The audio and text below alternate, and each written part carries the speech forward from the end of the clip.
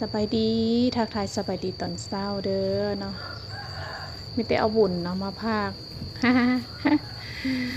ใส่บาตรทำบุญทุกมือเนาะนี่เลยจ้าทุกคนตอนเช้าเนาะพอได้มาทักทายสบายดีเด้อเนาะทักทายสบัสดีค่ะตอนเช้าวันอาทิตย์มื้อนี้เนาะอากาศดีมื้อนี้เนาะตื่นแต่เช้าเด้อเลยเนาะทำบุญใส่บาตรสะสมบุญไว้หลายๆเนาะสร้างบุญสร้างบารมีไว้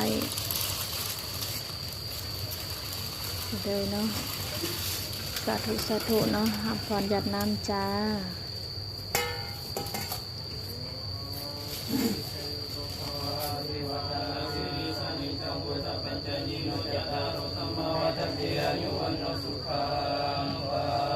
ต่อไปก็จะเป็นการหยาดน้ำนะหยาดน้ำก็คือกรวดน้ำเลยเนาะ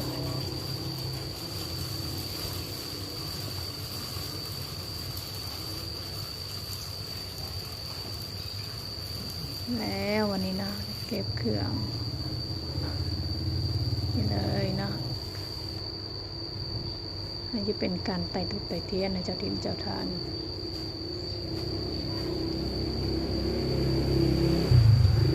ตามเหตุตามโพงไต่ทุกไต่เทียนให้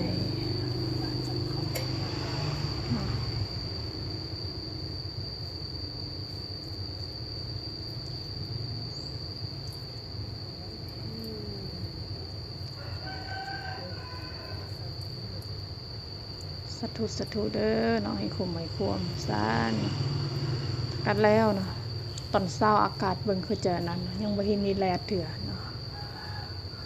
ยังเศร้าเลย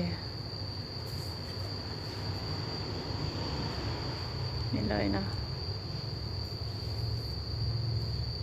กัดแล้วเนาะอันเสร็จสิ้นจ้าหนังอิ่มเนาะไทยหูก่อนเนาะ หนังไทยหูวซานทักทายด้วยจ้าทุกคนจ้าสบายดีสวัสดีจ้าสบายดีเนาะ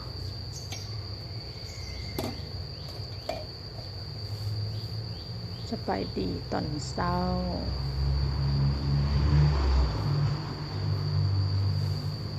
าอากาศจะเย็น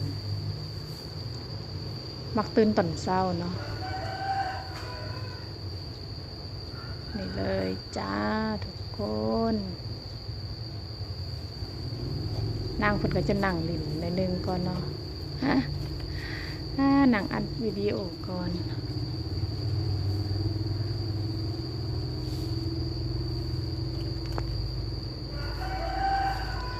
โอเคทุกคนเนาะวันนี้